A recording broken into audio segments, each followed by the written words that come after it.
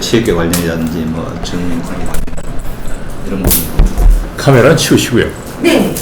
이건 뭔가요? 저희가 녹음기, 녹음기. 보조 녹음기고 주 녹음기고. 이게 녹음기에서 이렇게 나오나요? 예, 손이 이런 녹음기가 나온 게 그겁니다.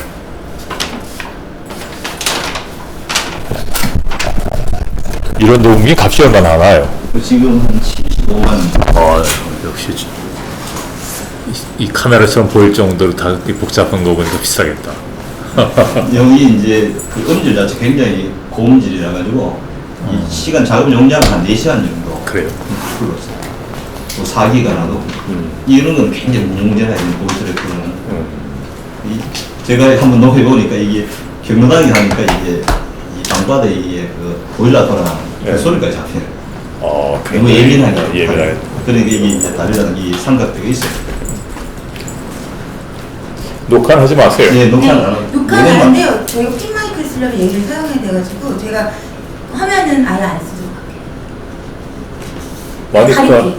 아니 그러려면 이걸로 충분해요. 이게 이렇게 좋은 장비가 있는데 뭐하러 힘 받고 있어요. 보일러 동안 소리까지 다 들리는데. 근데 그게 안 좋아서 목소리만 다. 아니 됐어 이거만 할게요. 그 자체에서 이게 연결돼야 돼요. 그쵸, 얘를 사용 안 하면 얘를 사용. 이것만 충분한데요. 뭐 보일러 동안 소리까지 다 들릴 정도로 했는데 그 안에 계시고.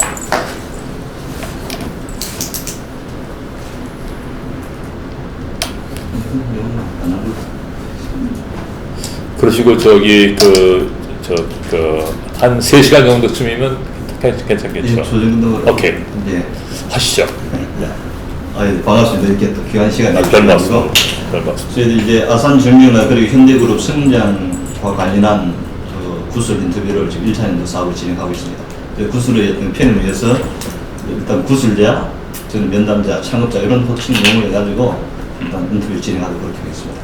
먼저 우리 구슬자 개인생에 대해서 좀 여쭤보도록 하겠습니다. 구슬자 유년 시절에 대해서 좀 말씀해 주시겠습니까? 생년월일이라든가 안 그러면 어릴 때의 가정 관계가 그런 부분을 잠깐 말씀해 주시기 바랍니다. 제 얘기요? 예. 그건 할 필요가 없지 않나? 생년월일하고 이런 거. 그런 거 다 뒤에 있는데 뭐. 그래도 우리 그때 그 목소리를 저희들 남겨놔야 돼요. 그래요? 몇 년생 뭐 고향 이런 거. 1953년생이고요. 그 다음에 8월 11일생. 예. 그 다음에 고향은 경기도 시흥입니다. 그럼 이제 그 학창 시절에 좀 기억에 남는 일 같은 것들은 없습니다. 그런 건 이 본인 인터뷰하고 큰 관련이 없을 것 같아서 내가 특별히 얘기할 게 없을 것 같아요.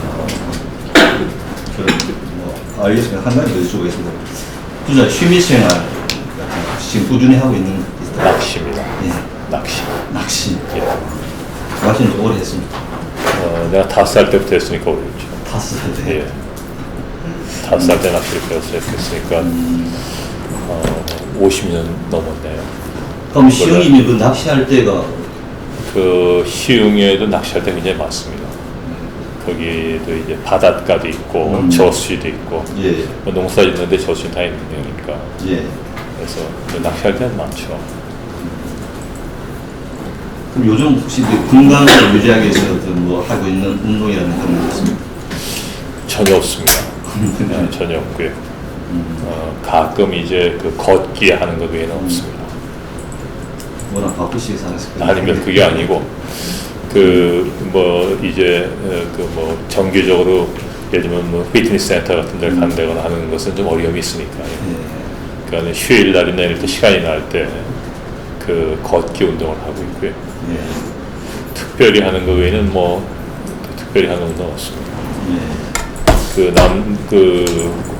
물론 주말에 골프 약속도 하곤 하지만 골프는 운동이라고 생각이 어려우니까요.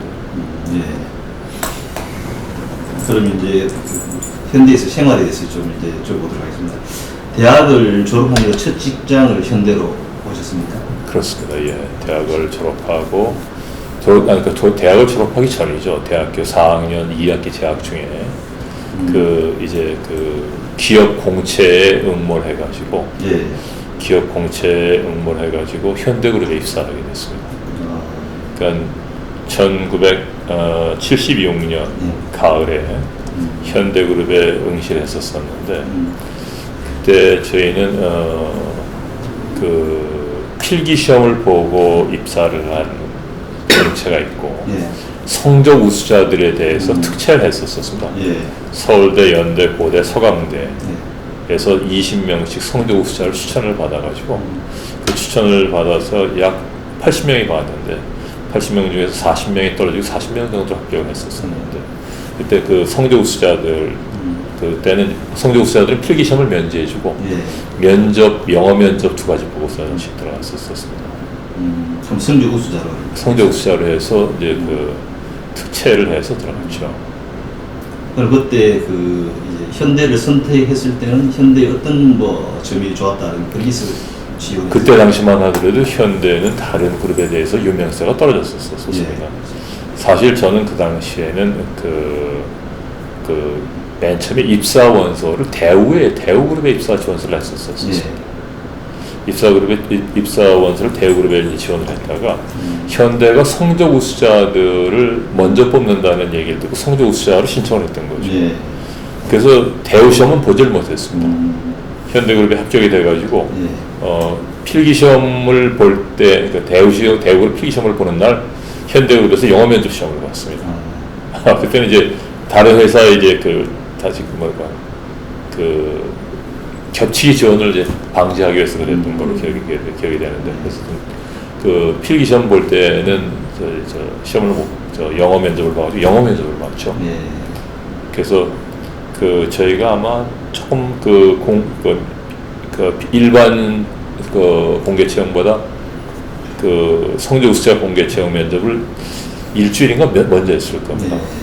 그래서 일주일인가 2주일 먼저 했는데 먼저 해서 합격자들은 필기시험 보는 날 영어 면접 시험을 봤죠.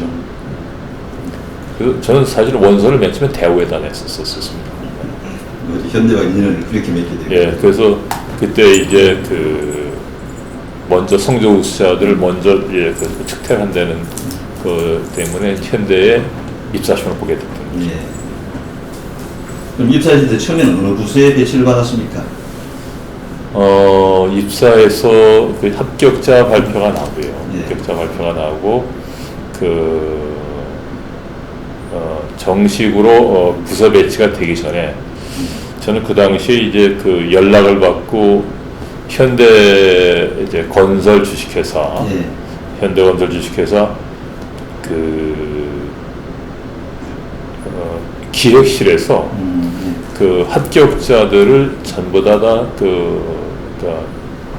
합격자들을 1차로 모아가지고 그 합격자들에게 이제 여러 가지 인포메이션을 전달해주고 그 다음에 앞으로 어떻게 하겠다라는 것을 이제 하는 합격자 소집이 있었습니다. 예. 소집을 받고 이제 현대건설 광화문에 지금 이제 현대해상화재본 예. 빌딩, 예. 그때 현대건설 현대그룹 헤드쿼터였었죠. 예. 거기에 가서 모임에 참석을 했더니 현대건설 기획실에 있는 직원이 끝나고서 남으라는 얘기를 들었어요. 예. 그래서 끝나고 남았더니 그때 저를 이제 그때는 17층 강당에서 모여서 했는데 예. 14층 기획실로 데리고 가서 저를 누구한테 이제 소개시켜 줬는데 그 당시에 소개시켜 준 분이 그 당시에 회장 비서실의 책임자를 근무하시는 분입니다. 예. 그래서 저를 이제 따로 불러가지고 회장 비서실에 따로 부르셔가지고 저보고 회장 비서실에 근무할 의사가 없느냐라는 걸 물어보셨었죠. 그래서 맨 처음에 제가 회장 비서실에 근무할 의사가 없다고 얘기를 했었습니다. 없다고 얘기를 했었었는데 이제 그분이 그렇게 생각하지 말고 회장 비서실에 근무하는 게 여러 가지 장점이 많이 있으니까 뭐 부모님하고도 상의를 해봐라 그래서 부모님하고 상의를 해봤더니 우리 아버님께서 회장 비서실에 근무하는 것도 여러 가지 이점이 있으니까 한번 근무해보라 해가지고 전화로 근무해보겠다고 얘기를 했죠. 그랬더니 그러면은 회장님하고 면접을 해야 되니까 면접 날짜를 확실하게 얘기해 줄 수는 없지만은 연락을 해서 할 테니까는 회사나 집에 자주 전화 좀 해라. 시간을 잡기 굉장히 어려우니까 갑작스럽게 시간을 잡힐 테니까 그때 갑작스럽게 시간이 잡히더라도 올 수 있도록 해라 그래가지고 그 갑작스럽게 정말 시간이 잡혔습니다. 시간이 잡혀가지고 사실 그때 저는 집에 가서 옷을 입고 뭐 할 수 있는 시간이 없어가지고 그 옷을 제 옷을 와이셔츠 양복 같은 걸 갖고 이제 왔고 저는 이제 그 회사 근처에서 그 옷을 갈아입고 면접을 보러 갔었습니다. 그래서 그게 76년 11월 달에 있었습니다. 76년 11월 달쯤 이제 그 면접을 보고 회장님 면접을 보고 그리고 이제 그 해 12월 달에 회장 비서실에 근무하게 됐죠. 첫 번째 부서가 회장 비서실입니다. 바로 배치받은 게 비서실. 첫 번째. 그럼 그 창업자의 첫 만남은 1대1 면접을 통해서 이루어진 그렇습니다. 것입니다. 그때 좀 느낌은 좀 어땠습니까? 창업자 처음 그때 저희 그 회장님의 얼굴이나 이런 것들을 신문이나 텔레비전을 통해서 본 적은 있습니다. 근데 막상 이제 1대1 페이스 투 페이스를 처음 뵙는 거죠. 처음 뵙었었는데 느낌이 저한테 몇 마디 묻질 않으셨어요. 인터뷰에 들어간 시간은 아마 내 기억에 5분 정도밖에 5분 그 이하이지 않았나 싶을 정도로 짧았었습니다. 학교를 어디에 나왔느냐라는 걸 물어보셨고 그 다음에 전공을 뭐 했느냐 다 뭐 나와 있는 거죠. 서류에 나와 있는 걸 물어보시고 그 다음에 왜 현대에서 일을 하려고 하느냐라는 걸 물어보셨고 그 전에도 다 물어보던 것들이 있었습니다. 그 1차 면접 중에도 다 물어보던 것들이 있었는데 다 물어보셨고 회장 비서실이 일하기 괜찮느냐 그래서 해보고 싶습니다 말씀을 드렸고 그럼 나하고 같이 1년 정도 일을 해보자고 하셔가지고 굉장히 간단한 면접을 봤습니다. 근데 그 회장님에 대해서 그 당시만 하더라도 특별하게 이분이 우리나라를 이끌어가는 거대 기업의 회장이시로구나 라는 것만 있었지 특별한 느낌은 없었습니다. 기억나는 특별한 느낌. 그럼 입사 당시 물론 이제 뭐 회장 비서 바로 했기 때문에 모르겠지만은 그 당시 어떤 그 현대라는 회사의 분위기는 좀 어떤 느낌을 받았습니까? 분위기에 대해서. 저희는 그때 이제 회사에 입사를 뭐 어떤 회사 새로 다니다가 한 것도 아니고 처음 가보는 회사였기 때문에 회사가 이 회사에서 다르다는 느낌보다도 이제 대학을 다니다가 입사를 한 경우기 때문에 졸업을 하기 전에 입사를 했거든요. 대개 이제 공채는 77년 1월 1일부터 입사를 했습니다. 저는 좀 조기 근무를 했습니다. 좀 일찍 12월 달부터 근무를 했기 때문에 조기 근무를 했는데 그때 회사를 근무하고 나서 이 회사라는 게 굉장히 이 정해진 규칙 따라 아주 엄격하게 생활을 하는 데고 그 다음에 회사의 생활에 이런 것들은 이제 짜여져 있고 일반 사회와는 전혀 일반 우리 학교 다니는 거랑 전혀 다르구나 라는 느낌을 가졌었고 이 회사라는 것이 굉장히 엄격한 조직이로구나. 그 다음에 또 그 당시만 해도 현대가 한참 클 때이기 때문에 대단히 일이 많고 바쁘게 돌아가는 조직이로구나 하는 생각을 했습니다. 왜냐하면 그 당시만 하더라도 아침에 저희가 7시에 회의를 했습니다. 회장 주재 회의를. 매일 아침마다 7시에 했는데 대학생인 저로서는 아침 새벽 7시부터 회의를 한다는 건 상상도 못했었거든요. 그럴 정도로 현대라는 회사는 굉장히 부지런하고 열심히 새벽부터 일을 하는 회사로구나 라는 생각을 하게 됐죠. 그럼 이제 좀 주제가 몇 가지 주제를 가지고 좀 말씀을 여쭤보도록 하겠습니다. 일단 먼저 우리 창업자 경영 스타일에 관한 질문들을 좀 해보도록 하겠습니다. 보통 이제 창업자가 결정할 일이 있을 때 혼자서 하는 편인지 아니면 주변의 의견을 많이 물어서 하는 편인지 어떤 스타일로 경영하시는지. 저희 회장님은 남들보다는 대단히 뛰어난 안목을 갖고 계시고 판단력을 갖고 계십니다. 근데 아무리 뛰어난 안목과 판단력을 갖고 있다 하더라도 필요한 정보를 수집해서 그 정보를 정리해서 판단하고 그러고서 결정을 내리는 거거든요. 그렇기 때문에 그러한 중요한 결정을 내리실 때는 여러 사람들의 의견을 들어보시죠. 어떻게 생각하고 왜 그런 생각을 하는지에 대한 얘기를 들어보시면은 결국 그 사람들의 의견을 종합해서 결론을 내는 건 절대 아닙니다. 결국 결정은 적은 사람의 의견이라 할지라도 옳다고 생각되는 결정을 내리시지 다수의 의견이라고 절대 결정을 내리지 않으십니다.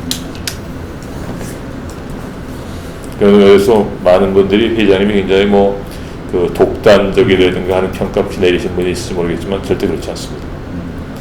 회장님께서는 필요한 정보나 이런 것들은 충분히 습지를 하신 후에 그러한 정보를 본인 고유의 능력을 갖고 판단하시죠. 그러니까 현대그룹에 있는 많은 분들이 회장님이 결정하시고 하시는 일에 대해서 누구도 토를 잘 달지 않습니다. 왜냐? 오랫동안 회장님이 결정하신 사항이 늘 맞아왔기 때문에 항상 회장님의 결정이 옳다고 다 누구나 다 믿는 거죠. 전 그것이 오랫동안 일을 하면서 회장님 결정이 항상 옳으시다라는 것이 습관화되어 있는 것 때문에 그렇다고 생각합니다. 이제 일반적으로 이제 알려진 그것은 회장님이 혼자 독단적으로 결정하신다고 생각합니다. 즉흥적으로, 아니 저돌적으로 이런 평가들이 좀 많이 하시게 돼요. 회장님이 한 가지 일을 결정하실 때는 심사숙고해서 결정하시지 절대 그것을 주먹구구식으로 결정하는 법이 절대 없으니까요. 왜냐? 주먹구구식으로 한 잘못된 결정은 회사를 심지어는 망하게까지 이끌긴다는 걸 누구보다 잘 알고 계시니까요. 그 주먹구구식으로 결정을 낼 수가 없죠. 그게 돼서 벌써 회사가 망했을 테니까요. 그런 말씀하신 분은 그 회장님의 그런 그 의사결정을 내리기 전에 과정을 전혀 모르고 하시는 말씀들이시죠. 주로 이제 회사 바깥에 있는 분들이 그렇죠. 오랫동안 같이 한 분들은 방금 이제 그런 식으로 그럼 굉장히 세밀하게 판단하신다는 말씀을 하십니다. 굉장히 세밀하시고 그 다음에 보통 주도면밀한 분이 아니시니까 굉장히 세밀하시고 작은 일 하나하나도 다 챙겨보시는 스타일이시니까. 그럼 이 곁에 보시기에 우리 창업자는 공사를 한 데 있어가지고 이제 이윤과 신용이 좀 충돌할 경우가 있잖아요. 이윤이라는 것과 신용이라는 것. 그럴 때는 어떤 것을 우선시하는가? 당연히 신용을 우선해야죠. 이윤은 전혀 문제가 안 된다 생각하시니까. 신용이 첫째라고 생각하시니까. 저 아니고 다른 분들도 그런 말씀을 많이 하셨을 텐데 그런 얘기가 나올 때마다 제일 많이 하는 얘기들이 뭐냐면 고령교 건설공사 얘기를 많이 하실 겁니다. 나는 내가 입사를 늦게 했기 때문에 고령교 건설 당시에는 저는 어릴 때 했었으니까 당연히 모르는 얘기지만 선배들이 하시는 말씀을 들어보면 고령교가 이제 발주가 되었을 때가 1950년대 초중반에 발주가 됐다고 해요. 근데 이미 그때 공사 금액이 결정 금액에 몇 배가 들어갔다는 겁니다. 그래서 그 공사를 포기하고 그만두자는 얘기도 많이 나왔었다는 거죠. 근데 그 빚을 얻어서 그 공사를 갖다 마쳤다는 거예요. 빚을 얻어서. 그러고 그러니까 예를 들면은 동생들이 살든지 그 다음에 매제가 살든지까지 다 팔아서 그 공사비에 넣고 다 팔고 나서 회장님 댁 한 집으로 다 모여서 살았다는 거죠.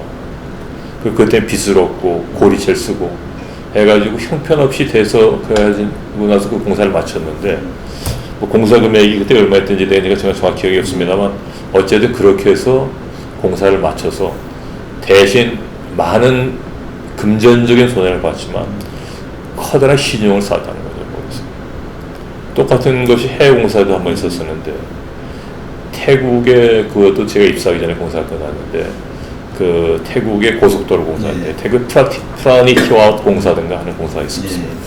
그것도 그 당시에 이제 IBRD가 발주하는 공사였었는데 태국의 IBRD 자금을 가지고 발주하는 공사였었는데 그 공사도 현대건설이 처음으로 이제 태국 동남아에 진출해가지고 공사하다 보니까 기후라든가 그 다음에 거기 그 지질 또 여러 가지 공사 환경 이런 것들에 대한 판단 또 IBRD의 엄격한 이 공사 감독 이런 여러 가지 이유 때문에 현대건설이 엄청난 손해를 봤다는 촉이.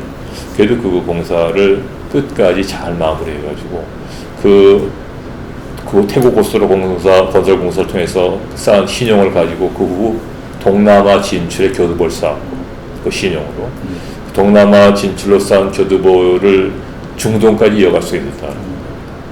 그 당시에 그 많은 손해를 봤지만 그 손해는 결국 해외 시장 개척에 있어서의 커다란 자산이 됐다는 거예요. 근데 그런 보통 대부분 또 사람들은 현대고 망할 것이다. 워낙 상황이 안 좋으니까. 그런데 불구하고 그걸 선택할 수 있다는 게 없어지면 이제 힘들잖아요, 사실은. 그렇죠. 그렇게 결단할 수 있다는 게 미래를 내볼 해안이라고 이제 말할 수 있는 거예요. 이거 가치를 어디다 두고 있느냐 하는 것이 저희 다르겠다고 봐야죠. 예. 우선 그 회장님은 좀 기업가로서 그 자기의 신용이 무엇보다 중요하다는 것을 뭐 자기의 그 인생에 있어서의 제1신조를 삼으셨고, 예. 내가 망하더라도 내가 약속한 것을 반드시 실천하고 지킨다, 약속은 지킨다는 그런 소신을 평생을 사셨었고, 그러한 소신이 기업하는 데 있어서 무엇보다 중요하다라는 것을 일찍부터 깨닫고 계셨던 거죠.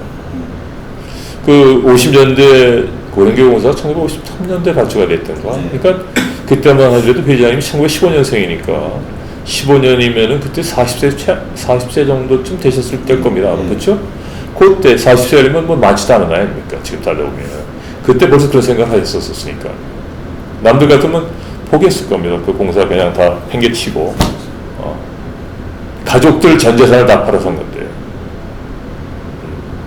본인이 빚을 지는 건 물론이고 가족들이 전 재산을 다 팔아서 공사에 다 집어넣었으니까. 혹시 그 명예 회장님이 사장님하고 같이 일을 하실 때 그 한참 전이지만 고령교 공사나 아니면 태국에서의 공사할 때 어려웠던 점이나 그런 이야기를 혹시 하신 적 있나요, 직접? 전 이런 것들을 다 들은 겁니다, 우리 중역분들한테. 우리 선배들한테. 그 명 회장님은 직접 그 이제 지나간 공사에 대해서는 막 따로 얘기는 잘 안 하시죠? 고생하신 얘기는 하시죠. 고생하셨다고. 고생하신 얘기는 네. 하시지만은 그런 것 때문에 내가 신용을 위주로 해서 했던 그런 걸 본인이 말씀을 하신 적은 거의 없습니다. 우리 창업들이 이제 안 된다는 생각을 좀 굉장히 경계를 많이 하시고 또 그런 부정기 결례를 노출한 분들에 대해서 음악에 또 이제 질책하시다 그러는데 또 우리가 일을 하다 보면 이제 안 될 수도 있는 일들이 많잖아요. 그럴 때 우리 회장님 반응은 좀 어떻습니까? 그 회장님은 그 안 된다는 데에 대해서 대단히 부정적인 생각을 갖고 계신 분이십니다. 뭐 저희도 여러 번 말씀을 드렸지만은 회장님이 옛날에 그 고향을 이제 떠나가지고 서울에 올라와서 하신 것 중에 인천의 부두에서 하역을 하셨답니다. 이 옛날에 하역을 하셨는데 하역을 하다 보면 거기 이제 노무자들이 이제 단체로 숙소를 쓰고 그 다음에 이제 거기서 기거를 하고 그러는데 거기 옛날만 해도 뭐 이 빈대가 우르고 했으니까요. 근데 그 같이 자는 그 저 방에 빈대가 그렇게 많았대요. 빈대가 많으니까는 바닥에 쌓이기가 어려우니까 빈대를 피해서 이렇게 산 같은 데다 올라가서 자면은 빈대들이 상 다리에 타고 올라와서 묻는다는 겁니다. 그래서 빈대들을 이제 못 오게 상 다리에다가 4군데에다 그릇을 놓고 대접 같은 걸 놓고 대접에다 물을 채워놓고 상 위에 올라가자면은 그것도 빈대가 문다는 거죠. 근데 보면 물에 빈대가 빠지는 것도 아무것도 없다는 거죠. 근데 문다는 거예요. 보니까 빈대들이 벽을 타고 올라가서 천장에서 낙하를 한다는 거예요. 상으로. 그러니까 하자는 빈대도 자기네들이 목표가 있으면은 그렇게 모든 노력을 다 해서 먹고 살기 위해서 노력을 하는데 하물며 마무리 영장인 사람이 하면 된다는 생각만 있으면 못할 게 없다는 게 회장님 신조입니다. 그러니까는 본인도 그런 것들을 우리한테 많이 보여주셨지만은 그런 것들을 우리한테 많이 요구를 하셨죠. 그래서 그 해봤어라는 말씀이 현대중공업에서 막 광고를 해서 해봤어라는 얘기를 갖다가 썼지만 그 해보고 나서 나한테 하는 얘기냐, 못한다는 얘기, 안 된다는 얘기를 해보고 나서 나한테 하는 얘기냐는 것을 그 일을 해나가는 많은 분들한테 하셨었습니다. 그리고 실제로 안 된다는 일이 된 일이 많거든요. 예를 들면 서산 그 마지막 이 최종 물막이 공사 같은 것들은 누구나 다 그것은 포기해야 된다고 얘기를 했었거든요. 막을 수가 없다고. 왜냐면 그건 일제시대 때도 여러 번 해서 못했다는 물막이 공사인데 현대건설이 이제 그 공유수면 매립 공사를 이제 신청해가지고 허가가 나가지고 우선 B지구부터 먼저 막고 A지구를 나중에 막았지 않습니까? A지구를 1984년도 3월 달에 막았는데 그때 그 유조선을 갖다 막을 때 그걸 못 막는다고 그랬었어요. 다. 우선 유조선이라는 걸 생각도 하지도 못했을 뿐만 아니라 유조선을 갖다가 막는다고 그러는데 유조선이 두 동강이 난다고 그랬었어요. 그 수압을 이기지 못하고 배가 조각조각 난다고 그랬었어요. 왜냐면 뭐 잘 아시다시피 그 큰 그 탱커도 블락을 합쳐서 결국 하나의 배가 되는 거예요. 예. 조그만 그 조그만 블락을 큰 블락으로 만들고 큰 블락을 점차 합쳐서 더 큰 블락, 그 큰 블락들을 최종 어셈블 해가지고 하나의 쉽을 만들어내는 거거든요. 그것이 조각조각 나는 거죠. 수압에 의해서. 다 그렇다고 그 유수한 토목공학 학자들도 그렇게 하고 얘기를 하고 엔지니어들도 그렇게 얘기를 했지만은 결국은 그 유조선을 가지고 막아서 최종 물막이 공사를 완성한 거거든요. 그러니까 할 말이 없는 거죠. 할 말이 없는 거죠. 그런 케이스는 뭐 수없이 많이 있죠. 예를 들면은 그 사우디아라비아 주베일에서 산업화 공사를 하는데 산업화 공사에 들어가는 철구조물들이 많습니다. 예. 그건 심해 철구조물을 갖다가 설치를 해가지고서는 거기에 항구 시설을 만드는 거예요. 항만 시설을 만드는 거예요. 주베일 항만을 만드는 건데. 근데 그 당시에 이제 제일 가까운 데는 물론 그 아예의 아스리 조선소도 있고, 그것도 그 지중해 그때만 해도 유고슬라비아가 그런 조선공업을 제법 많이 했었습니다. 예. 아니면은 노르웨이 스웨덴에서 만들어서 그 내려와가지고 지중해를 통해서 아라비아만으로 들어올 수가 있으니까. 그렇지 않으면은 이제 그 아스리라고 바레인에서 만들어서 바로 옆이니까 할 수가 있는데 그렇게 안 했죠. 안 하고 그걸 현대중공업소 만들어서 가져갔으니까요. 현대중공업소 만들어서 가져갔을 때도 그걸 가져가려면 워낙 그 철구조물이 크니까 배는 실을 수가 없습니다. 그러니까 그거는 이제 그 바지라는 무동력선에 커다란 바지라는 무동력선에 올려놓고 무동력선을 끌고 가는 터그보트라고 예인선이지만 터그보트가 4대를 동원해서 앞뒤 좌우 그래서 4척이 끌고 가는 거거든요. 그게 뭐 이 터그보트라는 것이 망망대의 이력 편주와 똑같은 거죠. 근데 그것을 터그보트가 그 끌고 울산서부터 동진하에 남진하에 인도양을 거쳐서 아라비아만까지 끌고 가는 거거든요. 몇 달을. 그것도 대부분 이제 리스크가 크니까 그런 보험을 전담으로 하고 있는 영국 로이드 보험에 가입을 합니다. 이 유실이 되거나 또는 깨지거나 뭐 했을 경우에 보험에 청구해서 사야 되니까. 근데 그러다 보니까 보험 그 요가 굉장히 높죠. 근데 그 보험을 안 드신 거 아닙니까? 14개, 19차례인가 그것이. 19차례인가를 울산서부터 아라비아만까지 끌고 왔는데 19차례인데 한 번만 유실이 됐었습니다. 태풍 때문에. 갑작스러운 태풍 때문에 유실이 됐는데 그래도 그 유실이 됐을 때 그 바다에 가라앉지 않게 뜰 수 있게끔 저기를 해가지고 찾았죠. 필리핀 거리에서. 찾아가지고서는 가서 수리해가지고 다 세팅해서 그 주벨 산업항공사를 완벽하게 완공을 했거든요. 그런 것들은 남들이 보면 미쳤다고 그러거든요. 미쳤다고 그러거든요. 그게 더 몇 배의 돈이 들어간다고 생각했었을 테니까요. 그 옆에 아시리 조선소나 유고슬라비아 조선소에서 만들었으면 훨씬 더 싸게 간단하게 그런 리스크 없이 만들었을 텐데 왜 그걸 먼 현대 중공업소 만들어서 그 긴 해양을 운반해서 거기까지 갔겠습니까?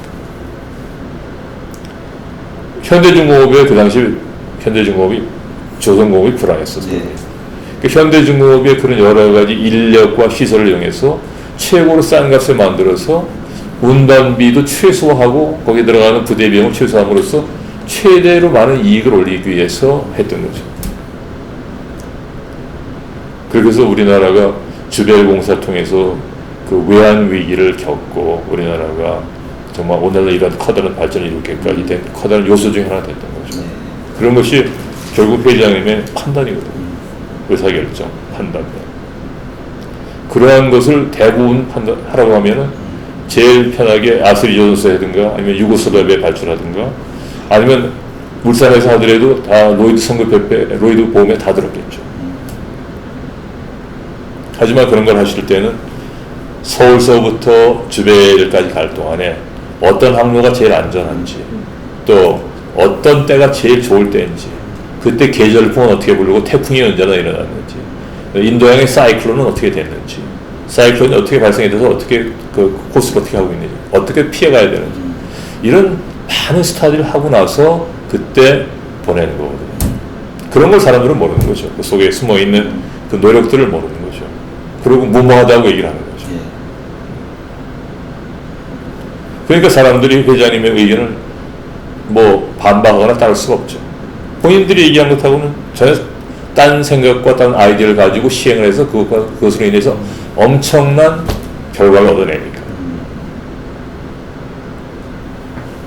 그럼 그 우리 회장님 그런 능력들은 그 근간은 어디서 나온다고 생각하십니까? 글쎄요, 이제 그런 얘기들 참 많이 하는데요. 참 많이 하는데 역시 뛰어난 그 타고난 능력이라는 것이 저희는 있다고 보고요. 둘째는 그 어렸을 때부터 본인이 그런 삶을 통해서 받아들인 그런 여러 가지 경험을 그 지혜화시켰다고 보는 거죠. 그런 많은 경험을 통해서 저는 옛날에 그 북한을 가가지고 1989년도에 북한을 가가지고 그 회장님이 사시던 집, 그 다음에 옛날에 그 아버님을 모시고 그 척박한 밭을 갖다가 만들던 과정, 돌더미에서 돌 다 골라내면서 해서 하는 과정, 뭐 이런 것들을 다 가서 보면은, 얼마나 어려운 그 삶을 어렸을 때부터 살아나는 게, 금방 이해가 가거든요. 서울에 올라와서 뭐 예를 들면 인천에 그 항만 가서 그 부두노역부터 시작해가지고 고려대학교 학교 짓는데 이 돌짐을 지어서 학교 짓는 일을 했고, 그런 일을 해오셨고, 그러다 이제 쌀집에 취직을 해서 쌀 배달부부터 이제 그나마 정상적인 정규적인 생활을 한 거니까, 쌀집 배달부부터 시작을 한 거니까. 그런 여러 가지 쌀집 배달을 하다가 쌀집을 인수해서 쌀집 주인이 돼서 하다가 쌀집을 팔고 자동차 수리 공장을 하다가, 그러다가 이제 많이 나와 있지 않으면 황해도 원동광단인가 무슨 광산에 또 수송업을 하다가, 그다음에 토건 회사를 만들어서 하고 뭐 이런 여러 가지 과정을 거치면서 수많은 경험과 그 경험을 통해서 얻은 지혜를 뛰어난 능력에 결부시킨 거죠. 저는 그렇게 봅니다. 예. 그럼 곁에서 보시기에 어떤 일을 할 때 실패도 할 수 있잖아요. 그 실패할 때 반응은 좀 어떻습니까? 거의 실패를 안 하셨었습니다. 예를 들어가 실패하셨다고 본 일이 거의 없죠. 아니 본인 선택한 일 말고 어떤 일을 시켰는데 이제 직원도 일을 잘못할 수도 있잖아요. 물론이죠. 그럴 때 반응은 좀 어떻습니까? 그럴 때는 그 일의 결과가 왜 그렇게 됐는지 결과에 대해서 왜 그런 결과가 났는지 체크를 하시죠. 네. 그래서 그것이 정말 피할 수 없기 때문에 그런 결과가 난 것인지, 노력이 부족해서 결과를 낸 것인지 하는 결과의 원인에 대해서 분석을 하시고, 그 결과의 원인에 대해서 이제 그걸 따지시죠. 많은 노력을 하고 충분한 노력을 했음에도 불구하고 여러 가지 사정이 원활치 않아서 그랬다는 것하고, 여러 가지 사정이 좋은 환경에도 불구하고 충분한 노력을 하지 않아서 그랬다는 건 여러 가지 다르죠.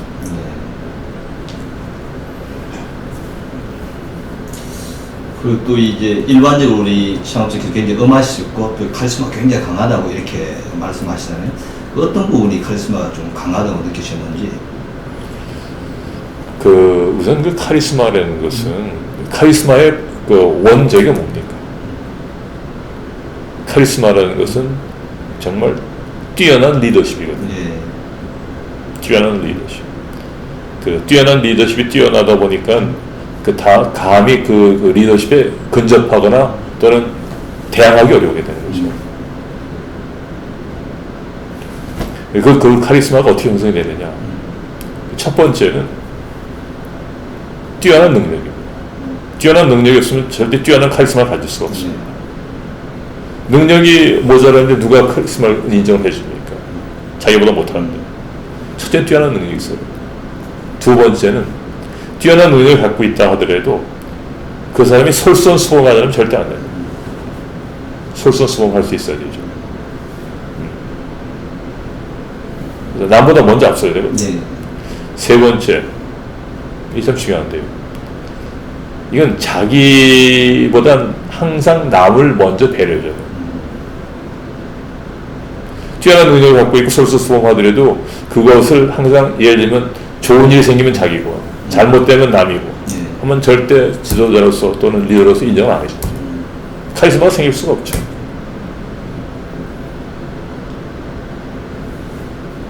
그렇기 때문에 회장님이 그 대단한 카리스마를 갖게 된 거죠. 그건 뛰어난 능력이 있으시죠. 무슨 일을 하는데 나는 놀고 자고 남들만 일 시키면 되겠습니까? 안 하죠. 일하면서 억지로 월급을 주니까 일할지 몰라도 속으로 다 욕할 겁니다. 월급을 주면서도 같이 일하고 같이 먹고 같이 자고 같이 놀고 또 일할 땐 자기보다 더 열심히 일하고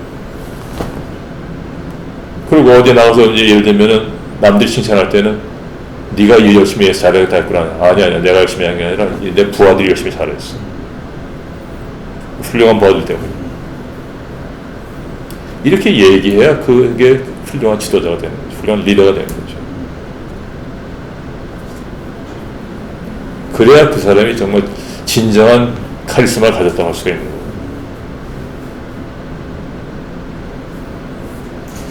그리고 또 이제 초기에는 형제들이 회사 경제에 굉장히 많이 참여하셨다니까 그 형제들과의 관계는 좀 어땠습니까?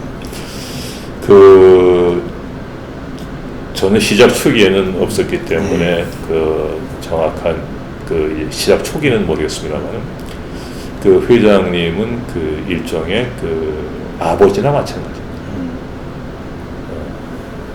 그 형제가 그 잘 아시겠습니까? 이제 저희 회장님이 맞이고 이제 그 현대 양행을 하시던 정인영 회장이 둘째, 그 다음에 현대 시멘트라던 정순영 회장이 셋째, 그 다음에 현대 자동차하고 현대그룹 회장을 하시던 정세영 회장이 넷째, 다섯째가 정신영 씨라고 독일에서 병사하신 분이 있습니다.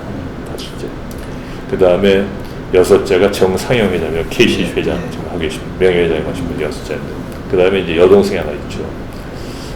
근데 그 아버님이 이제 농사를 지으셨고, 그 다음에 이제 그 회장님이 서울에 와서 이제 여러 가지 사업을 좀 하시고 하시면서 다 서울로 넘어오셨어요.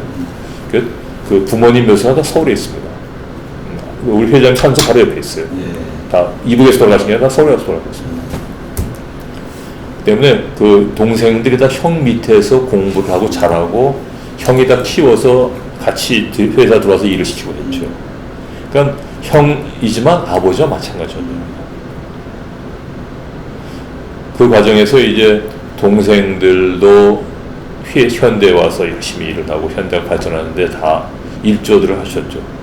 특히 정인영 회장님은 그 일본 청산학원을 나오셨는데 아오야마 학원을 나오셨는데 그 영어도 잘하시고 해서 특히 현대건설 초창기에 많은 현대건설 발전에 공헌을 하셨었어요.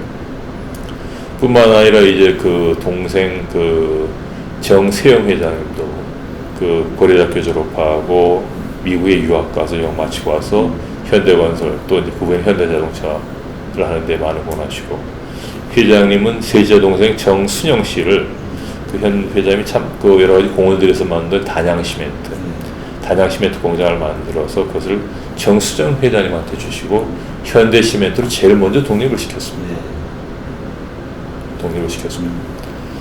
그 다음에 이제 물론 그 후에 정인영 회장님도 독립을 하고, 그 다음에 그 전에 정인영 회장이 독립하기 전에 그 정상영 회장도 그 금강스레트라는 걸 가지고 독립을 해서 다 독립시켰지만은 어쨌든 형이지만은 아버지와 똑같은 존재입니다.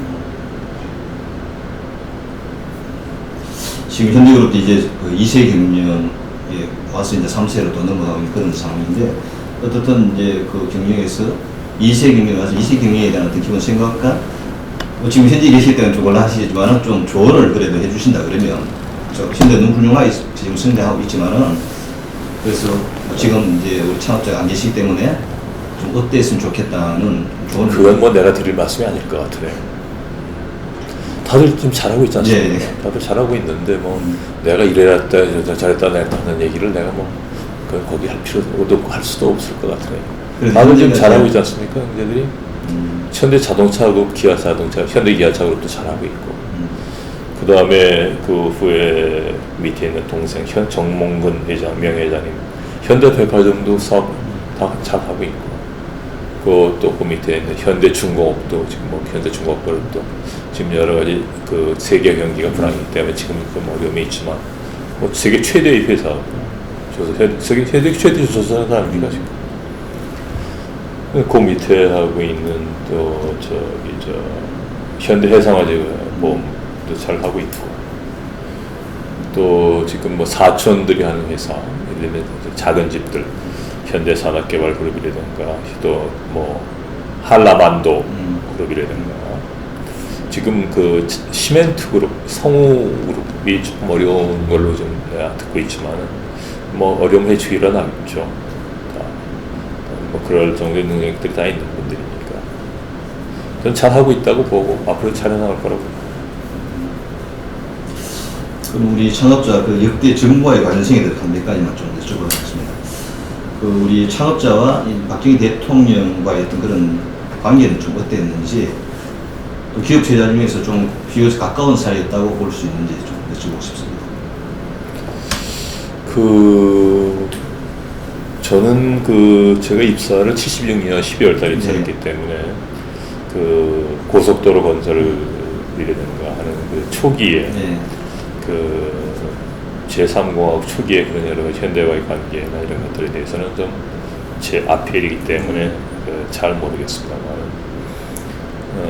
중요한 것은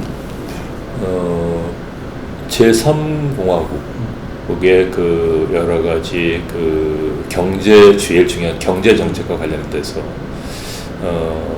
현대그룹이 거기에 굉장히 중요한 역할을 했다라는 것은 아마 그는 뭐 틀림없는 일일 겁니다.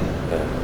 우선 그 국가의 그 기관인 우선 그 경부고속도로 건설을 비롯해서 이런 건설 사업에 있어서 제일 많은 그런 공헌을 한 건 물론이거든요. 그 당시에 정부가 제일 중요하게 생각했던 것이 중화공업 육성이었었거든요. 중화공업 육성에서도 지금 기간 산업인 조선, 플랜트, 그 다음에 그 자동차, 이런 기간 산업 육성에 현대가 어느 기업보다도 적극적인 자세로 열심히 정부의 뜻에 발맞춰서 노력을 해왔죠.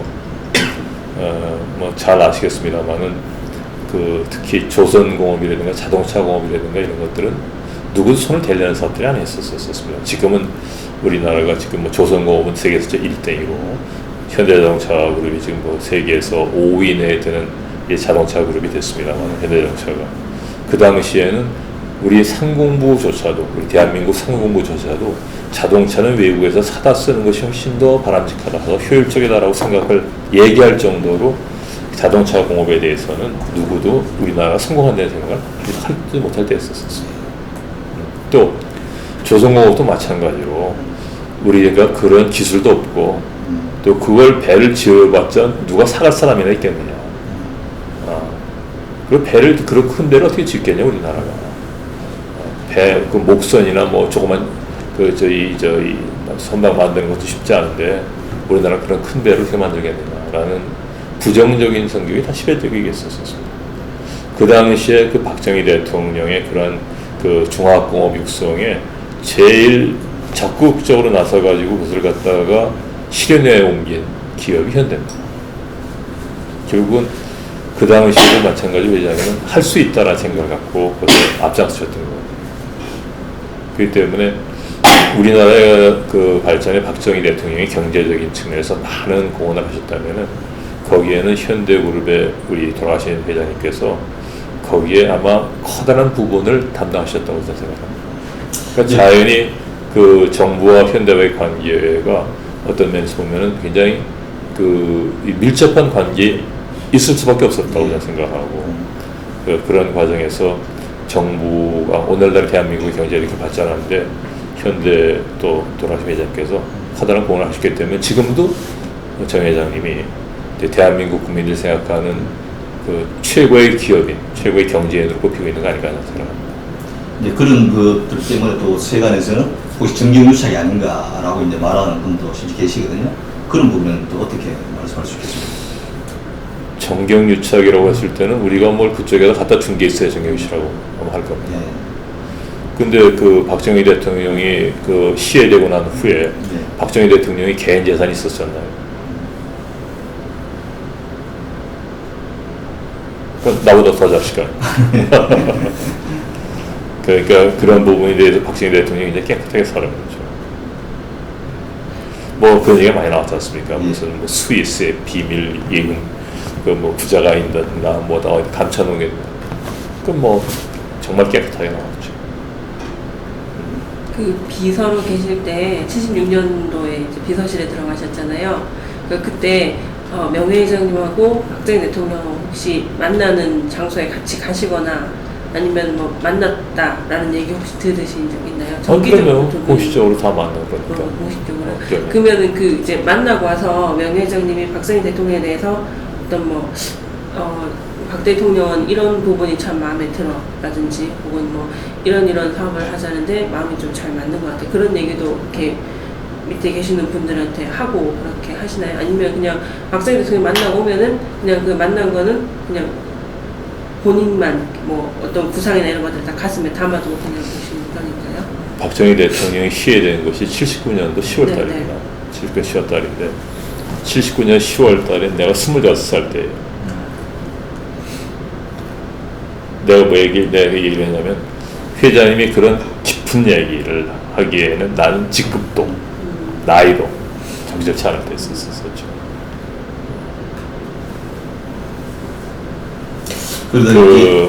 그때는 그 이제 주로 그러한 얘기들은 네.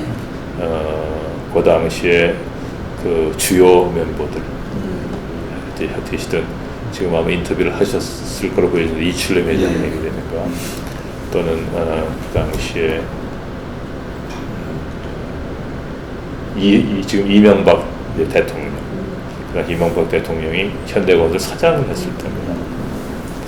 또 종합계획실장을 하시던 이현태 회장, 또 정세영 회장, 이런 분들하고 했을 확률이 제일 높습니다. 저희가 이제 그런 일에 주요한 일에 입말고 되기 시작한 것은 12.6이 있고 난 이후입니다.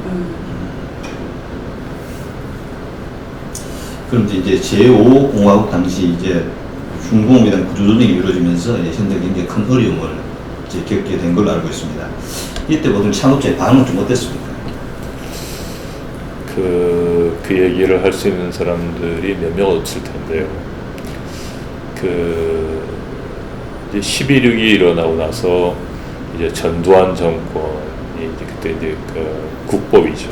국법위가 구성이 돼가지고 그 경제를 그 국법위에서 이제 주요 정책들을 이제 이끌어 나갈 때 했었었는데 그 당시 주요한 것 중에 하나가 중화공업 투자조정이 있었었습니다. 그 중에서 그때 이제 그 제3공화국 때는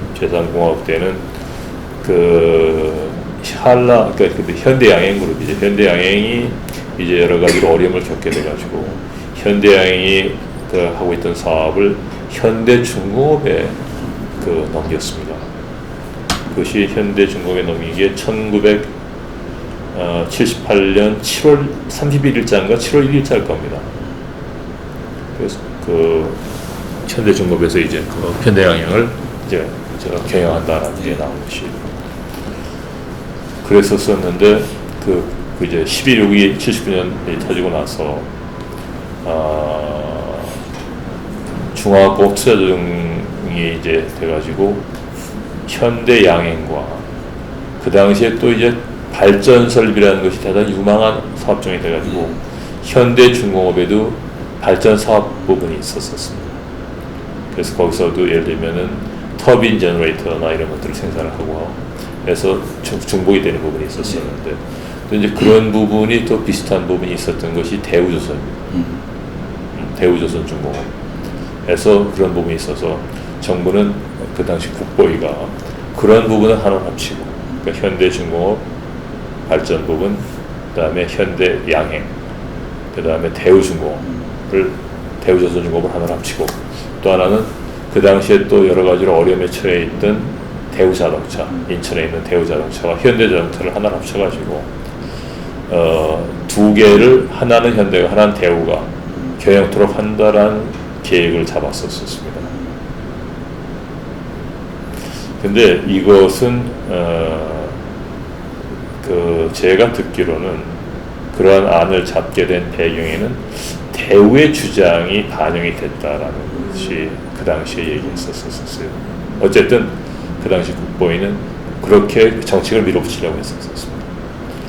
그래서 그 주요한 그 결정을 내릴 때인데 그 당시에는 워낙 발전 설비 부분이 굉장히 앞으로 전망 있는 사업이고 또 많은 이익을 낼 수 있는 사업이기 때문에 당연히 정재영 회장님이 그 두 개의 안을 제시받았을 때 현대중공업, 현대양행, 그 다음에 대우중공업 이 패키지를 가져가실 거라고 생각을 했었습니다. 그래서 국보위는 그래도 여러 가지 입장을 봤을 때 현대가 먼저 선택을 하고 대우가 나중에 선택을 한다 이렇게 했었었는데 우리가 그걸 택하지 않고 현대자동차를 택했습니다. 다들 깜짝 놀랐죠.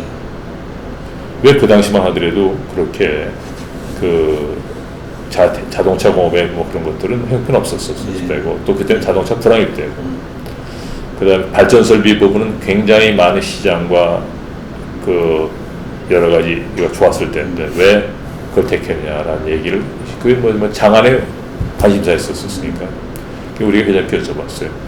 회장 왜 자동차를 택하셨습니까?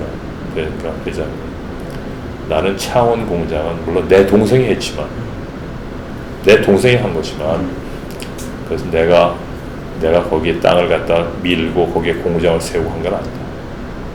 하지만 현대자동차 공장은 내가 직접 와서 땅을 사서 그 땅을 밀고 거기에 조그만 벽돌부터 싹 시작해서 공장을 내친 공장이다. 대우는 아무거나 해도 상관없지만 대우는 자기네들이 땅을 사서 거기다 공장을 짓고 한 적이 전혀 없습니다. 대우는 대부분이 다 남의 걸 다 산 회사입니다. 나는 내가 만든 공장이나 내가 만든 기업을 절대 팔고 싶은 생각은 없다. 그것이 설령 아무리 조금 돈 많이 버는 회사라 할지라도 난 내가 만들고 내가 세운 회사를 포기하면서 그걸 상승할 수는 없다. 그래가지고 자동차 패키지를 골랐어요. 그래가지고 이제 현대양행, 창원 공장, 현대중공업이 가지고 있던 창원 공장이 대우선에 넘어갔습니다. 근데 막상 대우가 경영을 해보니까 대우가 그때 굉장히 어려울 때거든요. 이미 어려울 때니까 이미 그런 생각을 했던 거고 그래서 종합공업 투자조정이라는 것도 국보위에 아마 그런 저기 아마 내수 일에 대해서 봤을 겁니다. 틀림없이. 그러니까 대우가 맡아보니까 되질 않으니까 정부가 그것을 국유화했죠. 그게 한국중공업입니다. 한국중공업. 그것이 이제 다시 그 민영화 돼가지고 지금 두산중공업에 가 있습니다만 그 당시에 그것이 그렇게 안 됐었으면 이미 현대가 맡아가지고 훨씬 더 효율적인 기업이 됐을 겁니다.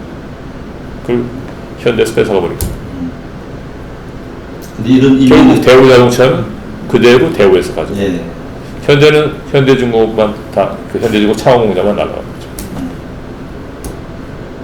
현대로서는 가진 건 하나도 없는데. 가진 건 하나도 없고 결국 그 창원공장만 날아가는 셈이 된 거죠. 이런 일련의 상황에 대해서 우리 창업자는 어떤 좀 반응을 보였습니까? 지나간 얘기입니다만은 우리 회장이 얼마나 그 정말 대단한 분이시냐면 그런 것들에 관련된 회의를 지금 이제 서울 미술관으로 돼 있는 지금 옛날 보안사 경복궁 건너편에 보안사가 그 당시에 거기서 그런 회의를 했었습니다. 보안사에서 그런 회의를 하는데 이제 저도 같이 참여를 해서 갔었었습니다. 그 얘기를 듣고 있는 전 그때 제가 계급이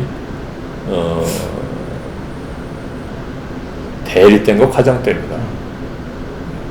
그 회의에 참석했을 때 제가 왜냐면 그때 당시부터 회장님이 이제 저에 대한 신뢰가 생기셔서 주요한 미팅이나 이런 게 있을 때마다 데리고 다니시고 참석시키고 그러셨는데 그때 이제 저도 옆에서 있는데 화가 나는 거예요. 이거 뭐 뺏어가는 거랑 다름없는 거거든요. 그래서 거기서 회의를 마치고 나오는데 나도 그때 이제 뭐 열을 받고 그러니까는 뭐 씩씩거리고 있는데 회장님은 나오시자마자 바로 거기서 나오시자마자 주무시는 거예요, 다.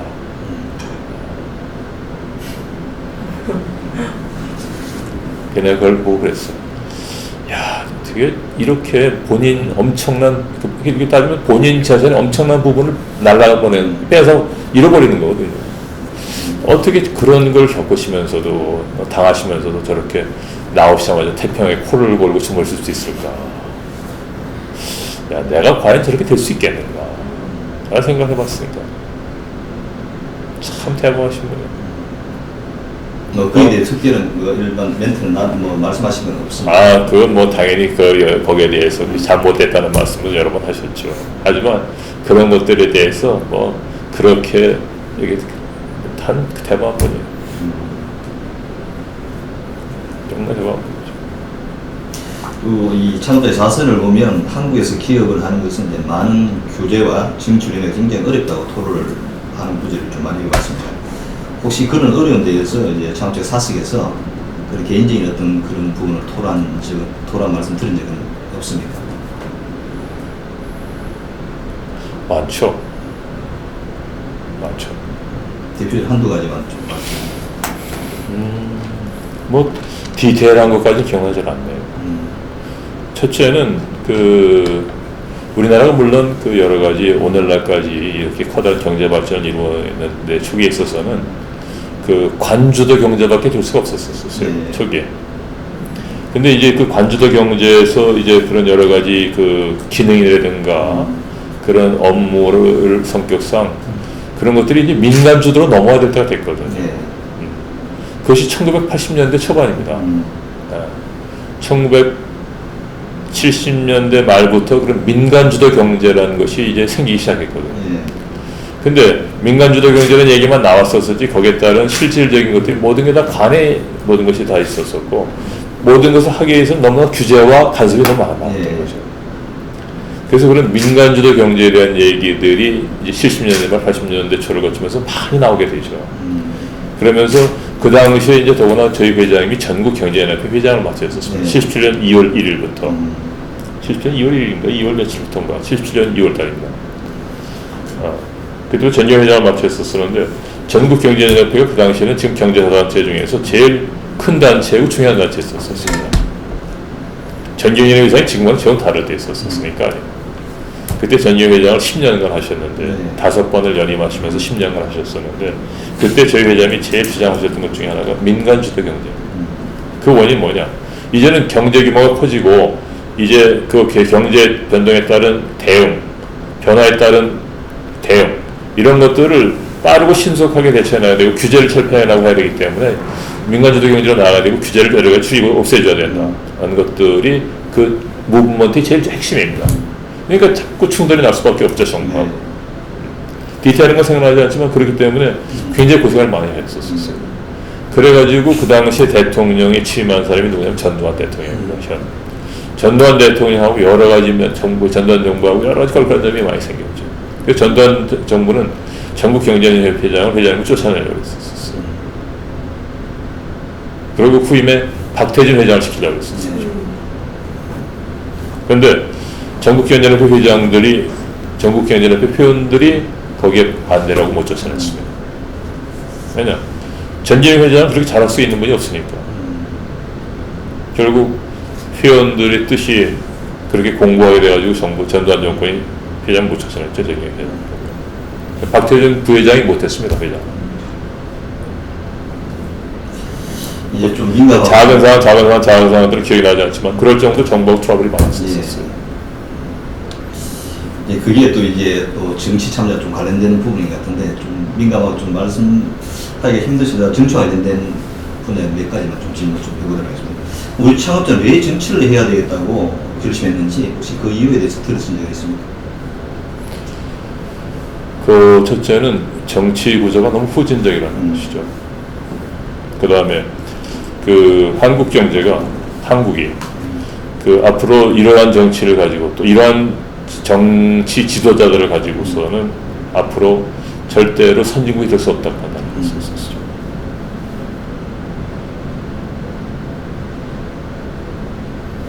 그럼 창업자는 정치를 통해서 좀 어떤 세상을 이루고 싶은 것은 뭐냐고 무엇이라고 생각하십니까?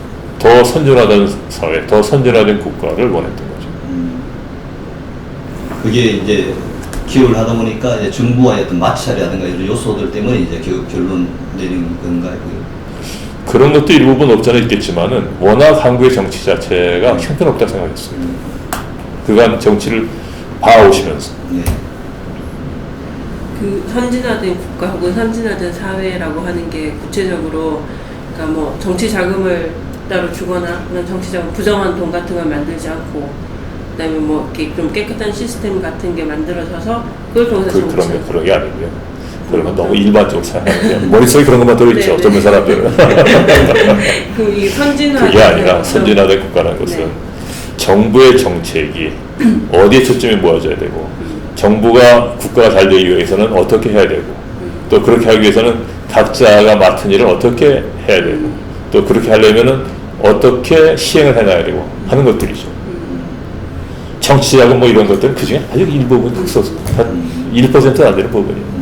전반적으로 이제 뭐 국가가 해야 될 일, 기업이 해야 될 일, 그다음에 뭐 국가가 국민이 해야 될 일도 국가가 자세하게 하기 위해서는 경제를 어떻게 이끌고 나가야 되고 그다음에 국민들을 어떻게 이끌고 나가야 되고 이런 것들이 제일 중요한 거죠. 나중에 큰 그림을 그렇죠. 그리는 그러려면 정말 국가 지도자가 중요한 거예요. 그러면 이제 창업 쪽에서 이제 정치 참여를 하려고 할 때 주로 특히 형제들이나 자식들의 반응은 좀 어땠습니까? 다 반대했죠. 다 반대. 그거 적극적으로 표시를 했습니까? 의사. 그러면 다 반대고 표시를 했죠. 근데 우리 창업자에서는 워낙 뭐 강구하게 해야 되겠다고 말씀하셨다. 다 반대했죠. 형제, 자식 뭐 다 반대했죠. 누가 제일 심하게 반대했었나요? 다 똑같이 반대했으니까 심하게 반대하고 다 똑같이 반대했죠. 일사불란하게 다들 반대했으니까. 다들 찬성한 사람이 아무도 없었으니까. 특히 또 우리 그 신문기사 자료를 보니까 이제 창업자의 어떤 대선 출마 경선 당시에 이제 이 문제로 이제 고위 간부들하고 우리 난상 토론을 벌였다는 그런 기사가 나왔는데 그때의 상황이 어떻습니까? 어떤 임직원들과의 어떤 그런 관계에서 정치 참여를 하면서. 뭐 디테일을 얘기할 건 난 못 된다고 예. 보고요. 뭐 간단하게 좀 말씀드린다는데 그 회장님이 그때 생각하시는 정치 참여라는 것은 굉장히 어려울 때입니다. 예. 뭐 잘 아시겠지만 지금도 어렵지만 그 당시만 하더라도 더 어려웠었죠. 기업이 정치에 참여한다는 것은 게다가 이건 모험이에요. 예. 김우중 회장도 대통령 출마하겠다 그랬다가 정부가 한마디 하니까 쏙 들어가 버렸잖아요. 예. 못 나오고. 그럴 정도로 기업은 정부에 맥이 잡혀 있기 때문에 이 기업을 하는 사람이 정치에 참여한다는 거는 죽는 작정을 하고 나오는 거랑 다름없어요. 왜냐하면 정부는 은행이라는 금융 권한을 갖고 있기 때문에 기업에 은행이 돈을 주질 않으면 기업은 그냥 순간에 부도나는 거예요. 그러니까 할 수가 없죠. 대부분 기업이 다. 그런 얘기를 꺼낼 수도 없는 게 기업 환경입니다. 한국의 기업 환경. 근데 그런 기업 환경에서 정치를 하겠다는 결단을 내리신 거는 그건 대단한 용기도 필요하지만 대단한 실질적인 그걸 버틸 수 있는 실질적인 힘이 없으면 정치할 수가 없어요. 그렇잖아. 현대그룹이 은행에서 돈을 더 주지 않는다. 예. 버텨나가야 될 거 아니겠어요, 혼자서. 혼자서 버텨나가야 될 거 아니겠어요. 돈 대주질 않는데 어떻게 기업을 운영하겠습니까? 그러려면 자신이 없으면은 출마를 못 하는 거죠. 정치를 못 하는 거죠.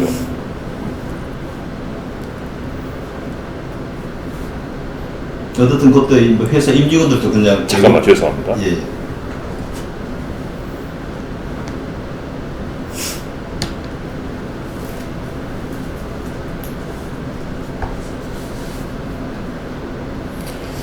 그렇기 때문에 굉장히 위험한 일이 있었었고 누구나 다 반대하는 거죠. 그러니까 또 정치라는 것이 얼마나 어렵고 또 무서운 건데요.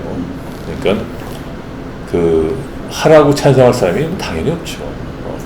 저도 마찬가지고. 임직원들 전부 다. 아니 임직원이야 뭐 직원들이야 발언할 기회가 없죠. 직원들이 발언할 기회가 없죠. 직원들한테 그걸 공개적으로 물 사항도 아니죠. 그 당시만 해도 이 얘기는 이제 91년도입니다. 예. 91년도 하반기 때인데 그 당시에 굉장히 이 정치를 한다 그러면 그 당시 정권에서는 비겁이 견딜 수가 없습니다. 더구나 그 당시 현대그룹은 또 노태우 정부하고 워낙 나쁜 관계에 놓였었어요. 아마 회장님이 정치를 하겠다는 결정을 최종적으로 내린 것도 노태우 전 대통령과 제일 밀접하다고 나는 생각하는데요. 노태우 대통령이 워낙 형편없는 대통령이었으니까요.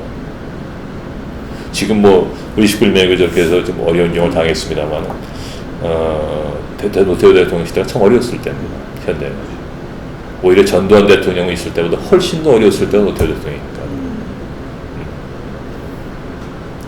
그 당시 노태우 대통령이 현대 세무조사를 해가지고 세무조사도 뭐 2달, 석 달, 뭐 6개월 한 게 아니라 2년간에 걸쳐서 세무조사를 했던 걸 기억하는데 그 당시에 내가 지금도 그 1380억인가 때렸어요. 그 당시 1380억이라는 것은 그 한국 헌정사상 최대 금액을 받아야 했을 겁니다.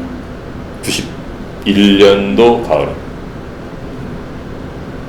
현대가 즉시 불복하고 이제 법원에 저기에서 이제 저기 해가지고 거의 다 찾아왔어요. 그 후에. 그럴 정도의 노태우 대통령이 현대를 박해했었으니까. 그러니까 우리 회장님이 정치를 하겠다는 것에 대해서 최고로 공세하다 최고로 많은 영향을 끼친 사람이 노태우입니다.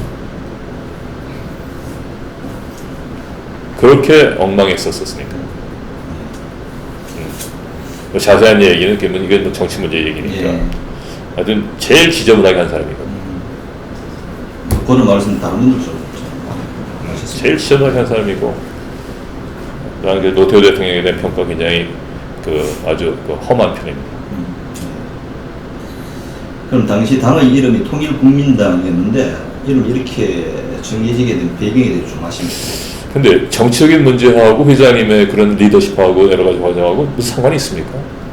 이게 전반적인 어떤 그 정치 참여 굉장히 나중에 이제 우리 창업자의 어떤 일생에서 굉장히 좀 힘든 시기를 보내면서 좀 힘들어지는 부분 때문에 좀 여쭤보고 싶습니다. 아니, 우리 회장님이 오히려 그런 적이 안 되면 뭐 물어보시기 수없이 많을 텐데 관련은 그런 전혀 상관없다고 보여지는 부분을 집중적으로 물으시는 난 그건 중요하지 않다고 보는데 왜 그런 질문을 그렇게 지속적으로 하시나요? 그 흐름을 좀 이해하고 싶어가지고 좀 그랬습니다. 근데 다른 분들한테 어떤 질문을 했는지 모르지만 한번 다른 분들한테도 여쭤봐야 되겠다. 왜 정치 쪽의 질문을 좀 관심 있게 하시는지. 회장은 경제인이시거든요. 예. 물론 정치에 참여하는 사람도 있기 때문에 정치에 대한 부분도 입장 부분 들어가지만 그것은 제가 볼 때 전체적인 것 보시면 10분의 1 내지 20분의 1밖에 10분의 1